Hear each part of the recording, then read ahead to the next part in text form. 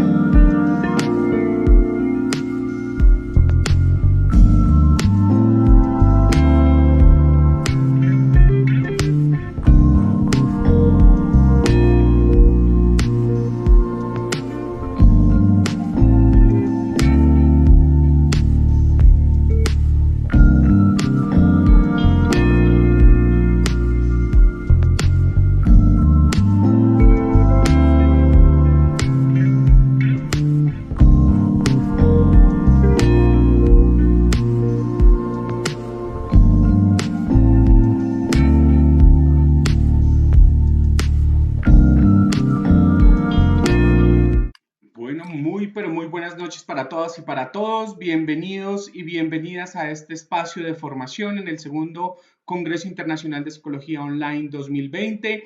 Primero, agradecerles a todos ustedes y a todas ustedes por acompañarnos en este espacio, por hacer que estas transmisiones estén teniendo el éxito que están teniendo. Muchas personas han compartido los videos, que realmente de eso se trata, de que podamos llegar al mayor número de personas posibles durante estos 21 días de formación. Mi nombre es David Bonilla Macías, soy psicólogo, director del segundo Congreso Internacional de Psicología Online y hoy los estaré acompañando, así como he estado estos días haciendo presencia en este ejercicio, que nos vayan contando desde dónde se conectan, que nos vayan contando desde qué países se conectan, porque definitivamente hemos podido trascender barreras en este segundo Congreso Internacional de Psicología.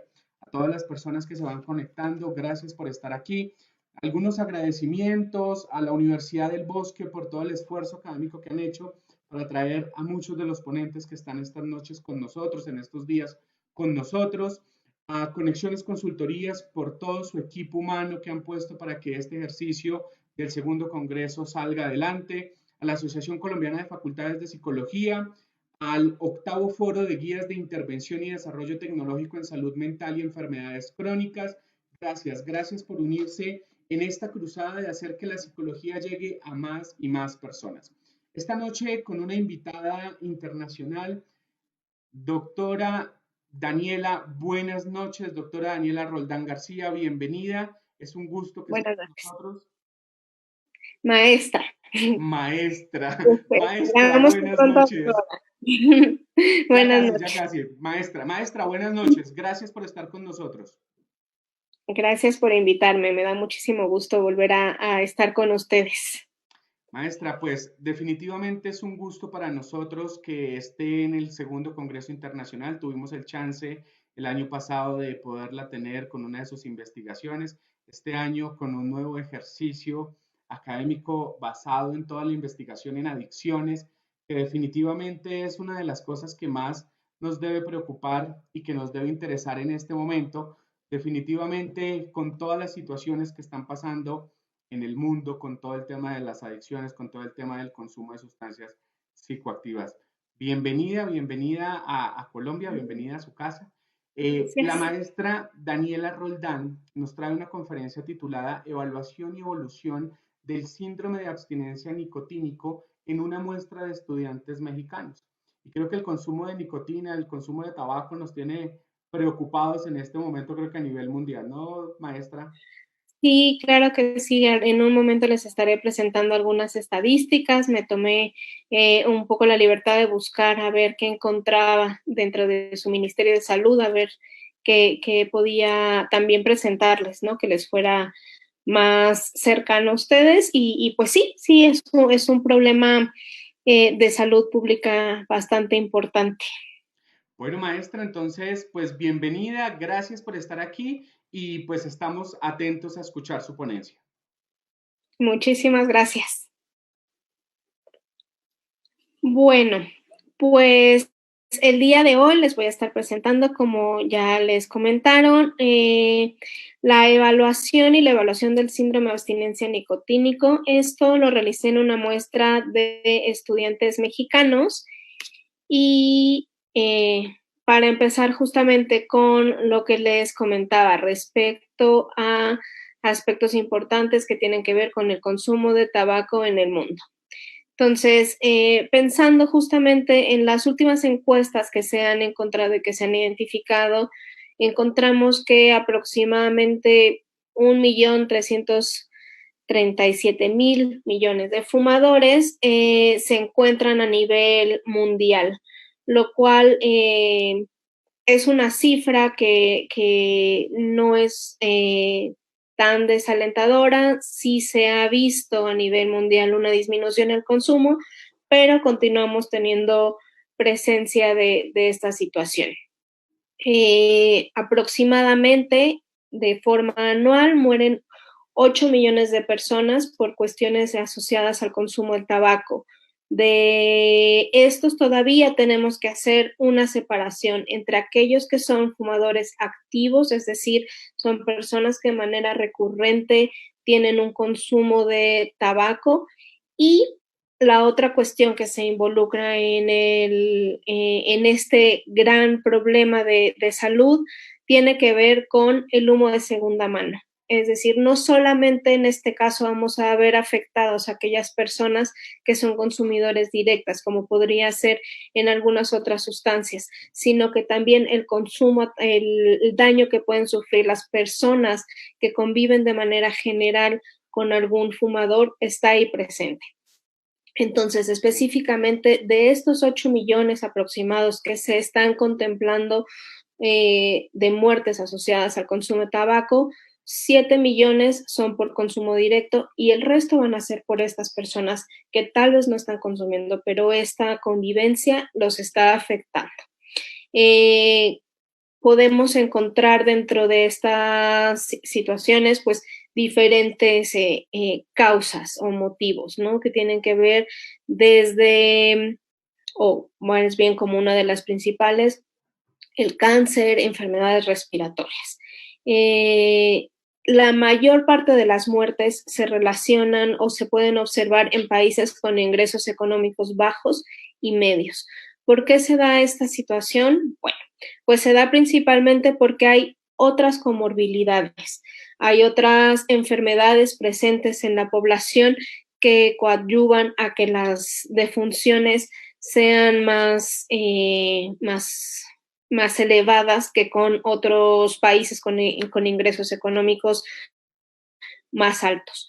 Otro de los motivos por lo que se da mayor defunción en países con ingresos económicos bajos y medios también se relaciona con el tráfico de cigarros que no están regulados. Si bien no va a haber ningún tipo de producto de tabaco que no pueda dejar de ser nocivo para la salud, las diversas sustancias que están acompañando el tabaco, como pueden ser arsénicos, diferentes sustancias, se encuentran menos reguladas. Entonces, ¿qué pasa? Hay mucho producto ilegal que puede entrar a los países, que no tienen diversas medidas. Entonces, eso también ayuda a que en estos países se produzcan mayores defunciones.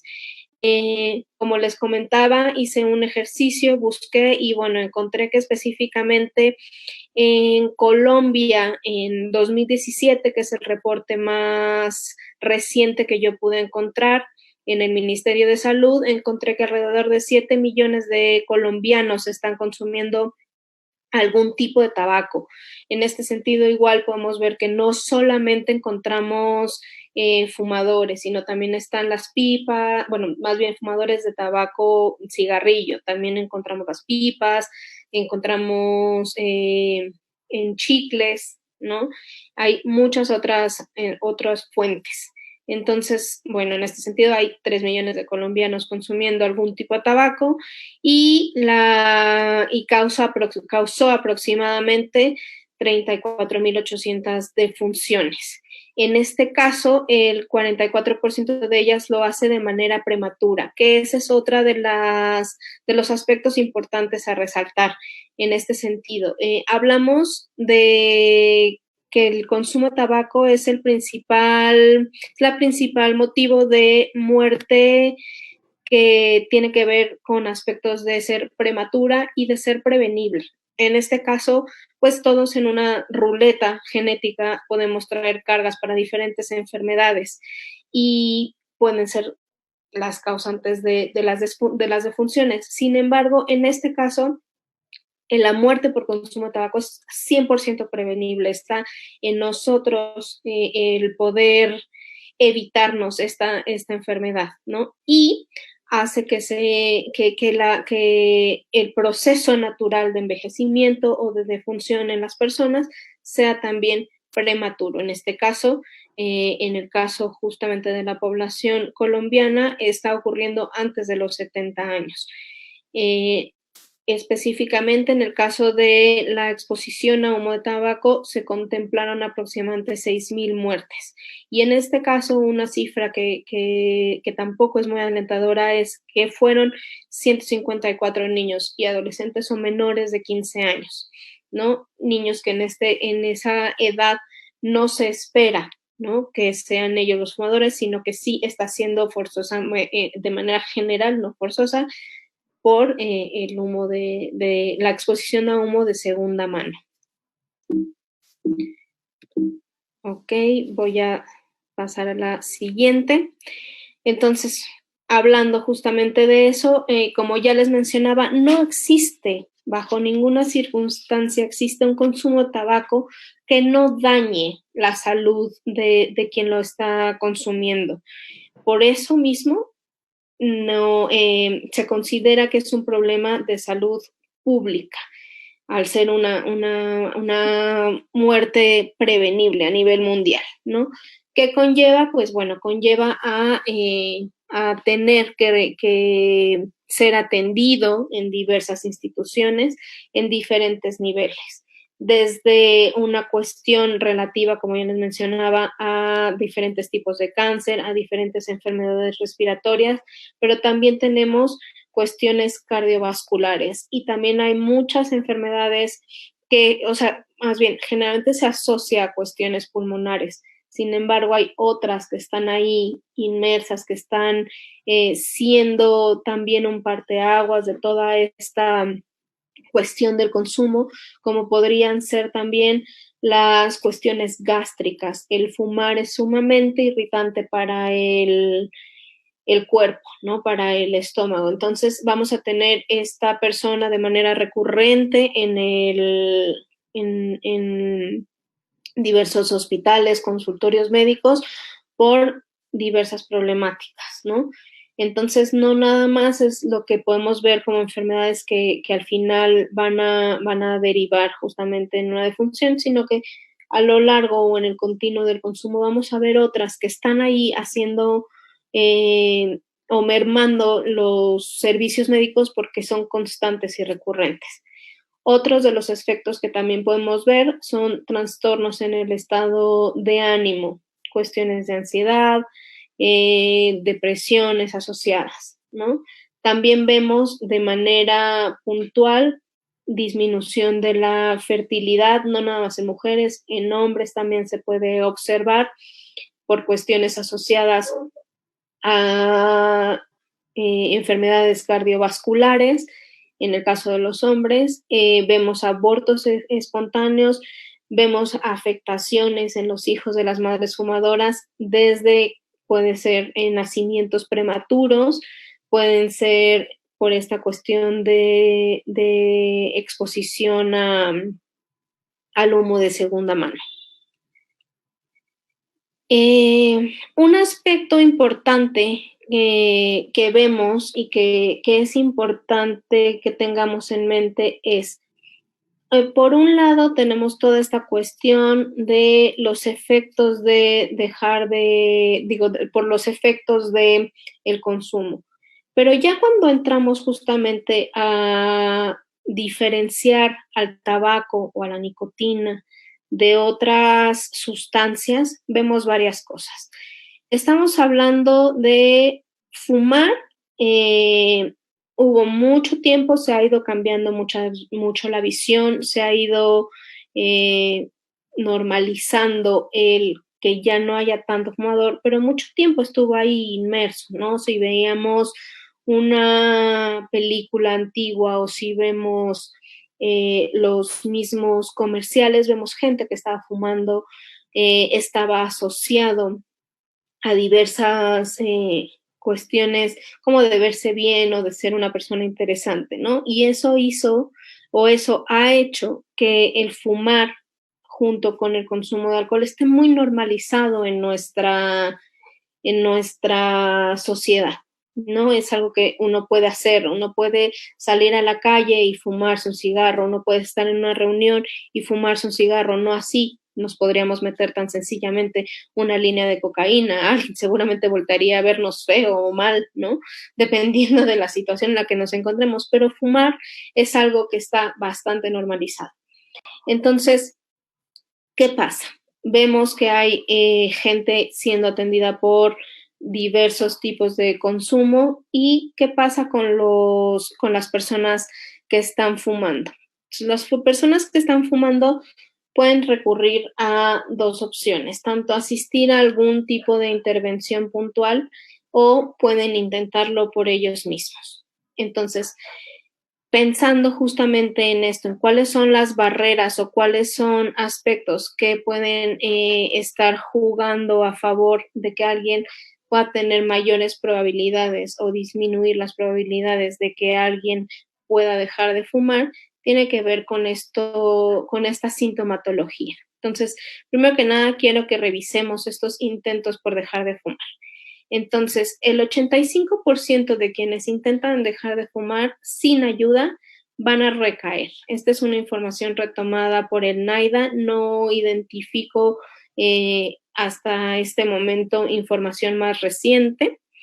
El 70% de quienes acuden a terapia y el 90% de quienes lo hacen por cuenta propia van a presentar una recaída. Y ahorita lo voy a justamente enlazar con lo que les decía de estar normalizado. Solo el 6.2% de quienes intentan dejar de fumar logran mantener la abstinencia durante 6 meses. Y específicamente algo que encontré en México es que aquellos que dejaron de fumar en los últimos más bien aquellas personas que estuvieron fumando de manera activa en los últimos 12 meses, el 49.9% intentó dejar de fumar, el 2.9% recibió algún consejo o utilizó algún método para dejar de fumar, y solamente de estas personas que lo intentaron, el 10.9% lo logró. En este caso, de todos los fumadores que había en México en 2019, el 72.1% declaró que estarían interesados en fumar. Pero, ¿qué pasa? Tenemos entonces estas barreras. Al ser algo normalizado, en donde uno puede hacerlo con cierta libertad, tenemos presentes continuamente diversos recordatorios. Podemos pasar en la calle o por una tienda y ver que venden los cigarros o ver que venden encendedores, ¿no? O estar viendo que alguien más está fumando. Entonces, es un continuo de diversos recordatorios que nos están exponiendo. Y otro de los aspectos que hacen complicado el que una persona pueda continuar con estos intentos de dejar de fumar tiene que ver con una sintomatología de abstinencia. La mayor parte de las personas que intentan dejar de fumar van a pasar en menor o mayor medida por un síndrome de abstinencia. En ese aspecto encontramos que ha habido varios intentos por medir justamente cuáles son los principales síntomas que las personas están reportando como síntomas de abstinencia. Entonces encontré en este sentido 2 encuestas realizadas en Estados Unidos con fumadores y el 76% presentó al menos un síntoma. En este caso, el 37% no logró identificar con exactitud cuál es el síntoma puntual o que están pasando, sino solamente reportó el sentirse enfermo, el sentirse mal tras haber dejado de fumar, cuando lo esperado o lo que muchas veces te dicen es, a las 24 horas que tú dejaste de fumar vas a empezar a respirar mejor y vas a empezar a sentir tales cosas. Sin embargo, las personas reportan lo contrario, reportan sentirse enfermos o sentirse mal. Alemania y Japón fueron otras 2 encuestas que encontré al respecto, en donde al menos el 42% y el 44% de manera respectiva presentó algún síntoma de abstinencia al empezar a dejar de fumar. Y bueno, esto, como les mencionaba, lo ha reportado la literatura de manera reiterada con los aspectos de caídas y recaídas. Vamos a hablar de caída cuando solamente en todo este proceso de abstinencia la persona se fumó un cigarro en ese momento y volvió a retomar todos sus elementos para dejar de fumar, tanto los motivos, las estrategias que vaya utilizando, y logra nuevamente alcanzar la abstinencia. Y la recaída es cuando nuevamente se vuelve a instaurar el patrón de consumo que tenían anteriormente al inicio de la abstinencia, que incluso pueden llegar a ese patrón o pueden incluso incrementarlo. Pero bueno, ¿qué es exactamente entonces el síndrome de abstinencia? Entonces, es el desarrollo de un comportamiento problemático específico para cada sustancia que trae con ello cambios fisiológicos, cambios cognitivos y se debe precisamente a que hemos cesado o reducido de manera sustancial el consumo que habíamos tenido de alguna sustancia en particular, en este caso estamos hablando de nicotina, por un tiempo prolongado. Entonces, ¿qué sucede? Yo vengo X cantidad de tiempo fumando, consumiendo nicotina en cualquiera de las presentaciones. Y de pronto yo de fumarme, no sé, vamos a poner un ejemplo, una cajetilla, media cajetilla, me voy a no fumar, nada. Entonces, en ese sentido, el cuerpo ya está acostumbrado, ya ha normalizado el tener cierta cantidad de sustancia dentro de del mismo, ¿no? Hay una cantidad que debe de estar en sangre, ¿no? O presente en los tejidos de este individuo. Y entonces, cuando yo lo retiro, cuando disminuyo la presencia de esta sustancia, se va a dar justamente esta sensación o de estos diversos sintomatología o comportamientos problemáticos debido a esta disminución.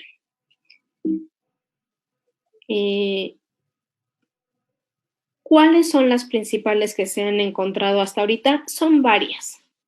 Podemos encontrar en la literatura mencionada diversa cantidad de sintomatología. Sin embargo, las que se encuentran de manera más recurrente son las que les voy a presentar a continuación. Entonces vemos que está la depresión, ansiedad y dificultad de concentración, es decir, la persona se va a sentir triste, se va a sentir ansiosa, no va a poder atender los asuntos que estaba atendiendo de manera regular, va a haber una inquietud e irritabilidad, es decir, va a haber una propensión al enojo, al sentirse molesto, a que las cosas que de manera cotidiana no te eran, no les prestabas atención o no generaban en ti ninguna molestia, en este momento vas a estar más irritable. Esas cosas las vas a notar y va a ser algo que te va a estar molestando. Ya hablamos de cuestiones de enojo. Otro de los aspectos que podemos encontrar es frustración. Muchas de estas sintomatología tiene que ver con cuestiones cognitivas o emocionales, pero también podemos encontrar cuestiones como insomnio, cambio en la calidad del sueño, que puede ir desde el no poder conciliar el sueño o que yo me esté despertando de manera anticipada. También puede ser que yo duerma más tiempo de lo que antes estaba acostumbrado o me cueste mucho trabajo despertar. Cuando despierto me siento con esta sensación de estar adormilado. Se puede dar justamente también un aumento de apetito, que tiene que ver con que cuando nosotros tenemos una conducta de consumo de tabaco, la propia sustancia lo que hace es reducir este apetito. Entonces, comemos menos de lo que nosotros habitualmente de lo que nuestro cuerpo necesita. Y el otro motivo es que el fumar daña el gusto, no tienes el mismo gusto por las cosas. Entonces, en cuanto tú empiezas a dejar de fumar, puede ser que regreses a tu apetito natural y se perciba como un aumento del apetito y que también empieces a disfrutar mucho más el comer, ¿no? Porque se empieza a mejorar un poco la cuestión de la respiración y eso pues justamente puede incrementar esto. Ganancia de peso, que puede ser debido a varios aspectos, como ya lo mencioné, al aumento del apetito, pero también en este caso el consumo de tabaco disminuye el peso de las personas. Entonces, de manera natural, puede ser que sí se haya una ganancia de peso al momento de dejar de fumar, una disminución en el rendimiento cognitivo, esta parte de aletargamiento o disminución del estado de alerta que ya había hablado con anterioridad. Entonces, estos son algunos de los síntomas que podemos observar. Otra de las cuestiones que podemos observar y que no se presentan de manera tan cotidiana en las personas es una propensión a enfermedades del tracto respiratorio, es decir, hay una percepción de me enfermo más, me da más gripa o tengo una sensación de alergia, hay flujo nasal, puede haber irritabilidad en los ojos. Entonces hay esta sensación. Podemos ir también a la constipación o úlceras bucales. Se presentan con mayor facilidad. Pueden darnos tos, calambre, diarrea, mareos, boca seca, dolor de cabeza, náuseas, palpitaciones, prurito, que puede ser justamente como granitos, boca reseca, dolor en la boca del estómago, sudoración, temblores, en fin. Puede variar bastante, como ustedes ven, la sintomatología que se puede presentar y puede haber una disminución también en la frecuencia cardíaca.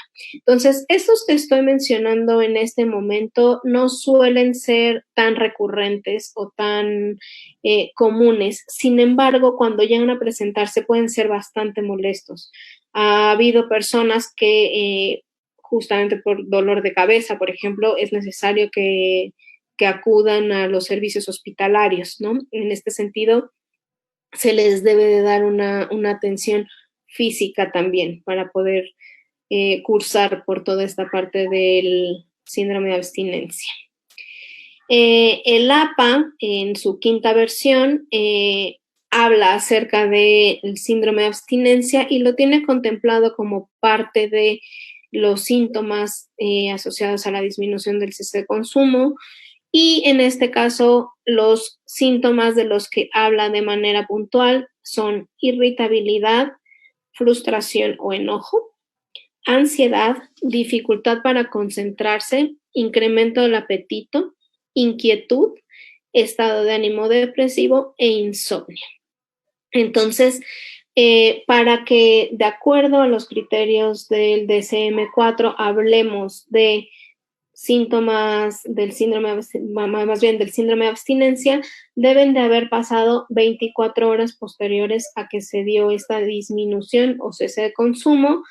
Tiene que presentar al menos 4 de estos síntomas. Y otro punto importante es el deterioro que puede estar generando en la vida de la persona. Puede a veces sentirse todas estas sintomatologías, pero uno las va pasando sin mayor conflicto, las identifica, pero las deja ahí, y hay personas que sí sufren un deterioro importante, como les mencionaba, en cuestión con los síntomas anteriores, como podría ser el dolor de cabeza, que es necesario ir al médico, ¿no? O esta enojo, irritabilidad, que entonces ya cualquier cosa que me digan me molestan y entonces me termino peleando, discutiendo con la gente que tengo a mi alrededor, y entonces empieza a ver este deterioro en la vida de las personas. Uno de los síntomas de manera recurrente que ha sido planteado por los consumidores que se encuentran en este proceso y que no es mencionado de manera puntual en el DSM-5, tiene que ver con la urgencia de consumo. Es esta necesidad imperiosa de consumir la sustancia, ¿no? Necesito en este momento fumarme un cigarro. Son estas ganas fuertes. Y ese, de acuerdo a diversos autores, que son los que presento ahí, es el efecto más importante y el que mayor correlaciona con que la gente no pueda continuar en esta abstinencia y tengan estas recaídas o caídas inminentes. Entonces, si bien no viene dentro de los criterios del DSM-4, es un punto que debemos tener ahí presente y estarlo teniendo bien identificado para ver cuál es la situación con nuestros consumidores.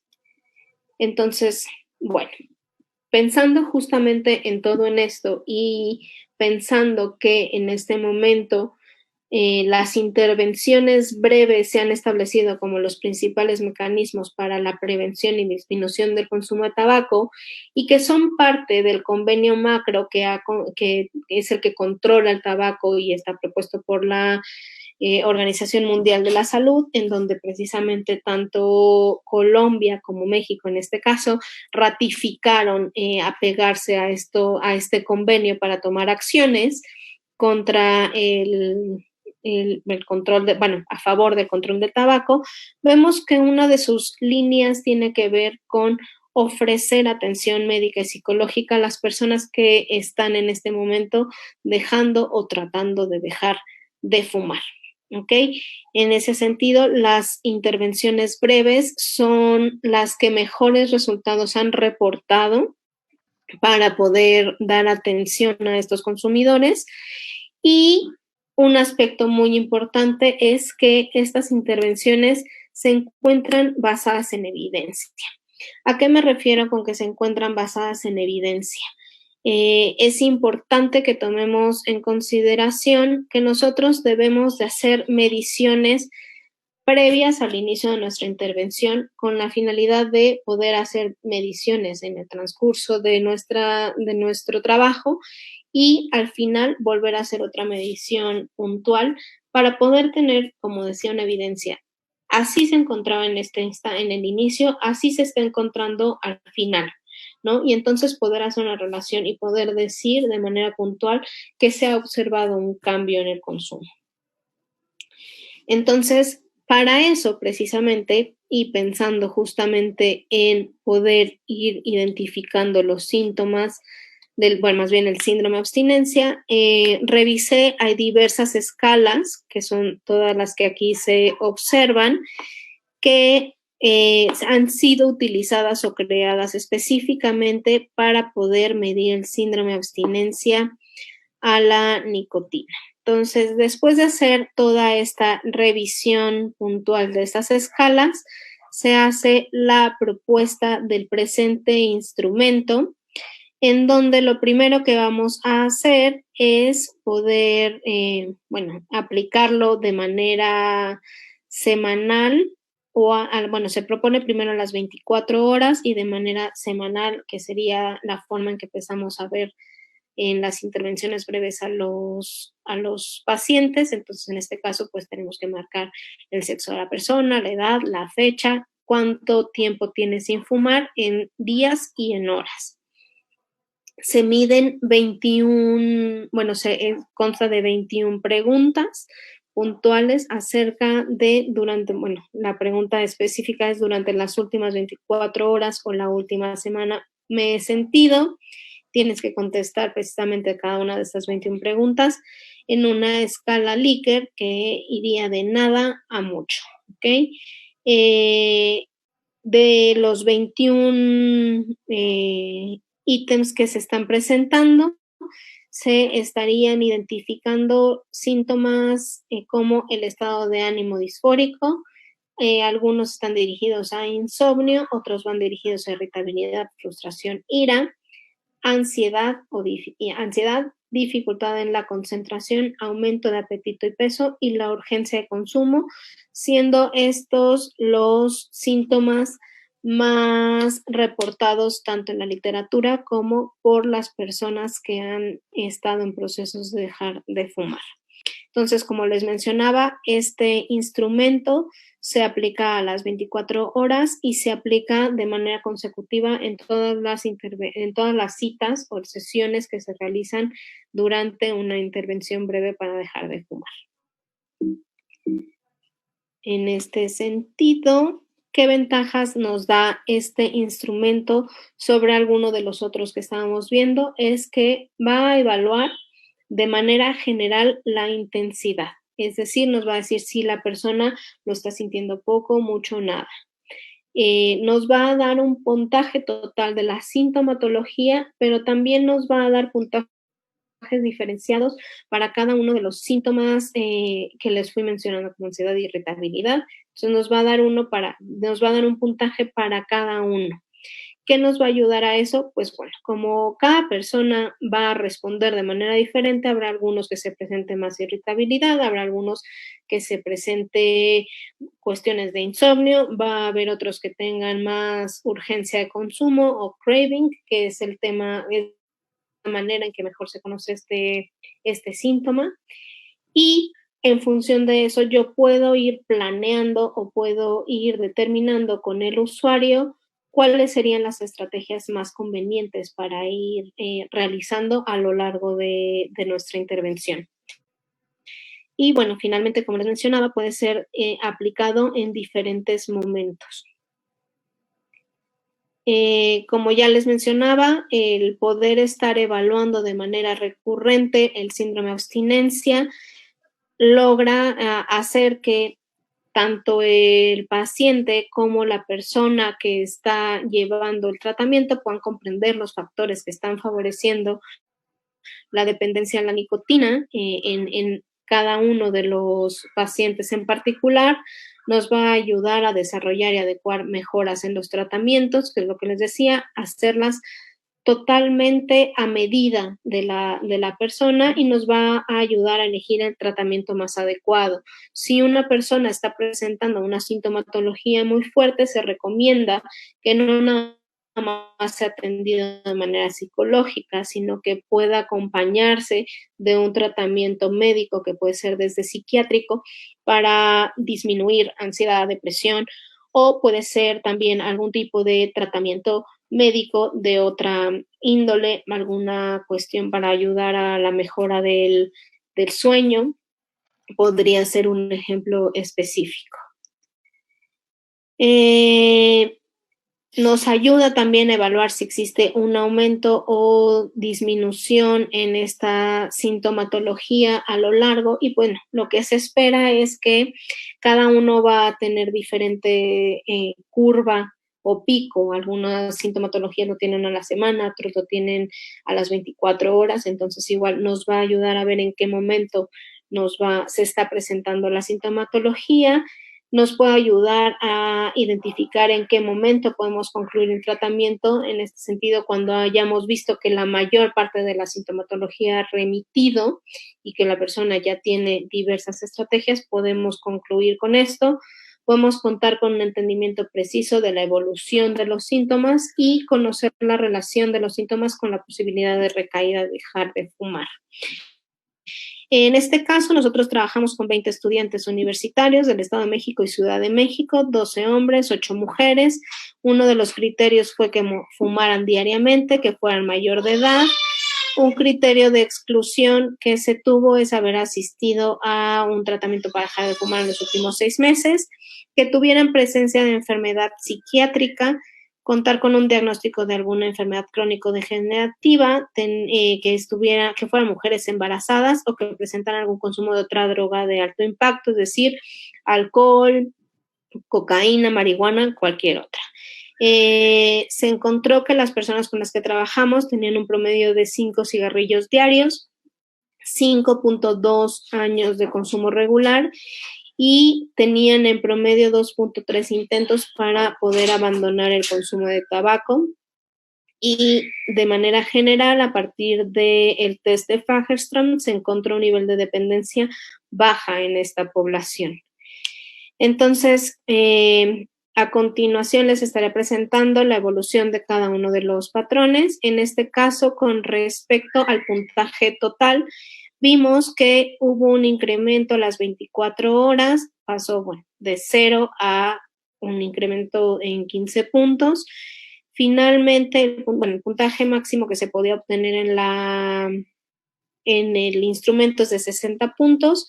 Vemos que a los 7 días es el pico en donde de manera general se presentó mayor sintomatología, remitiendo a los 21 días a un promedio similar al inicio a las 24 horas. Con respecto a la ansiedad, observamos que las primeras 24 horas fueron las más complicadas y posteriormente fue disminuyendo hasta que a los 21 días de haber iniciado la abstinencia ya no se presentaba con la misma intensidad. Con respecto al aumento del apetito, peso y hambre, también observamos una disminución a los 21 días, llegando casi a 0. En la concentración fue en donde no encontramos que hubiera una disminución, lo que esperada a los 21 días, se mantuvo las dificultades en la concentración. En el estado de ánimo disfórico y deprimido, el pico máximo se dio a los 14 días después de iniciado la abstinencia. Y finalmente las dificultades de sueño tienen un pico a los 7 días, es decir, a la semana, y nuevamente empieza a disminuir. Con respecto a la irritabilidad y frustración, vemos que en este sentido aumentó hasta los 21 días y no remitió aún en este sentido o en la población en donde nosotros estuvimos trabajando, no hubo una remisión, sino que incrementó y ahí se mantuvo esta cuestión de irritabilidad y frustración. Y finalmente, la urgencia de consumo fue el síntoma que se presentó con mayor intensidad. Es el síntoma más molesto para los consumidores y vemos que si bien disminuyó a los 21 días, siguió estando presente y siendo todavía el más alto. Con respecto a la literatura, lo que podemos encontrar en todos los síntomas es que corresponden con la literatura y específicamente en el caso de urgencia de consumo vemos o se ha reportado la presencia no nada más en estas primeras 3 o 4 semanas de inicio de abstinencia, sino que se ha logrado identificar su presencia aún después de 6 meses de consumo. Entonces, pues bueno, como les decía, tenerlo presente para que nosotros pudiéramos ir ajustando nuestra intervención es de vital importancia y nos va a ayudar justamente a que podamos tener mejores resultados en nuestras intervenciones. Entonces, para ir concluyendo y puntualizando, me gustaría identificar esto, ¿no? Las intervenciones breves han sido las más, el tipo de intervención que ha resultado con mayores mejoras en el patrón de consumo, orientado justamente a tener mejores resultados y nos indica justamente el tener una medición de todos nuestros avances. Entonces, en este aspecto, pues, es justamente una propuesta importante poder medir el síndrome de abstinencia. De manera regular, las intervenciones generalmente miden la dependencia y el patrón de consumo. Entonces, esto es algo importante en tenerlo presente y es una de las principales ventajas de este proyecto, que esperamos que siga creciendo y llevarlo a la validación del propio instrumento. Y pues bueno, que tengamos presente que el consumo de tabaco, pues es un aspecto importante a tratar en nuestra población. Y pues con eso concluiría. Bueno, maestra, pues definitivamente un placer escucharla. Creo que es un tema que nos compete a todos, que nos preocupa en este momento, la mayoría con los adolescentes, ¿no? Que tenemos unos índices tan altos de consumo de tabaco. Maestra, aquí hay algunas preguntas que nos han venido formulando mientras usted hacía su presentación. ¿En qué porcentaje, pregunta Jennifer Lozanito, en qué porcentaje afectan los pulmones no siendo directamente consumidor, sino fumador pasivo? No hay un porcentaje como tal, sino como les mencionaba, sí se ha identificado de manera puntual y está registrado por encuestas, no nada más a nivel nacional para ustedes o a nivel en México, sino a nivel internacional se han hecho esas mediciones, ¿no? Y como les mencionaba, hay un puntaje de efecto sobre, bueno, más bien de parte del humo del tabaco a los otros. Eso se ha identificado puntual. ¿Cuál es el porcentaje específicamente que se va a dañar los pulmones o tal? No hay como tal un registro y va a depender también del nivel de contacto, ¿no? No es lo mismo que sea alguien, no sé, que voy el fin de semana con mis abuelos y alguno fuma y entonces estoy expuesto, a que sean mis padres los que fuman y entonces estoy expuesto todos los días, o que sea un compañero, no sé, yo pensando, ¿no? Quizá en el área laboral tengo a mi compañero de al lado que está fumando, ¿no? Me va a estar llegando todo el día, ¿no? Entonces tiene que ver con el nivel de exposición que yo esté teniendo y con características fisiológicas. Podemos encontrar ciertamente gente que ha fumado directamente toda su vida y no tiene mayor problema, y hay personas que solamente están conviviendo con fumadores y tienen el problema. Entonces, dado que no podemos saber exactamente qué carga genética vamos a tener nosotros, ¿no? ¿Cuál es nuestra propensión? Pues entonces lo recomendable es no hacerlo, ¿no? O sea, no tener este contacto. Ok, de acuerdo. Doctora, ahorita ahí creo que es uno de los problemas cuando se empieza a hacer todas las campañas de publicidad frente a la prevención del consumo de cigarrillo, empezaron a aparecer los cigarrillos electrónicos. ¿Cómo están las consecuencias asociadas a esos cigarrillos electrónicos? ¿Ya hay alguna información al respecto? ¿Tienen las mismas Sí, características? ya hay bastante información. Se han encontrado diversos aspectos. Uno, vas a seguir consumiendo nicotina, que es el principal aspecto que tiene o te genera esta conducta de adicción, ¿no? O sea, va a ser este reforzador a nivel de neurotransmisores y entonces te va a seguir haciendo de manera recurrente consumir. Ese es uno. Entonces, ese efecto no lo vas a perder, ¿no? Otro aspecto que se ha encontrado es que sigue habiendo la presencia de enfermedades respiratorias, aunada a varias cosas. Puede ser desde la limpieza del aparato, ¿no? Hasta diversos aspectos. Ya se han dado se han publicado ya, al menos tengo identificados 2 artículos en donde se habla de funciones asociadas al consumo de cigarros electrónicos. Han empezado a salir ya normas, al menos en México los han empezado a regular.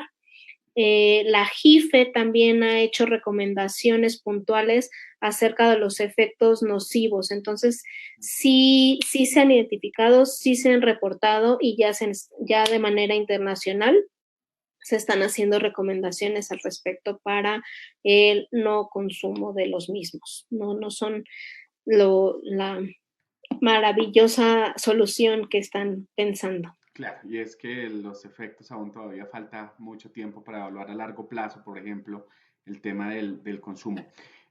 Preguntan aquí, Gloria Cajiao, ¿cuál de los componentes del cigarrillo es el que más contribuye a la adicción?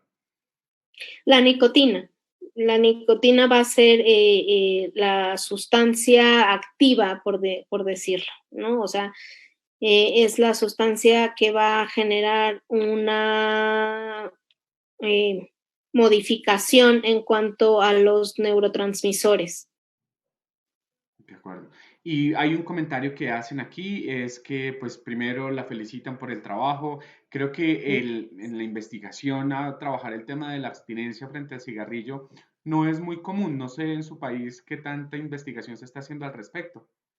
Específicamente de la abstinencia, no hay tantos reportes, por eso algunas de las cosas que encontré son bastante viejitas ya, Claro. ¿no? Se habla más de dependencia o se habla de efectos como muy puntuales y específicos del consumo de tabaco, pero de la Ok. abstinencia de manera general no hay mucha literatura, entonces sí resulta un área todavía de oportunidad importante para seguir trabajando. Y como lo mencionaba, es uno de los aspectos más significativos para la recaída y que debemos de tener vigilado para poder llegar a mejores resultados en las intervenciones.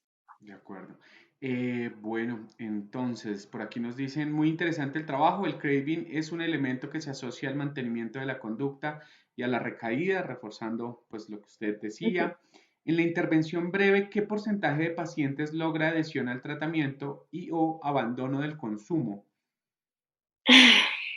Difiere bastante,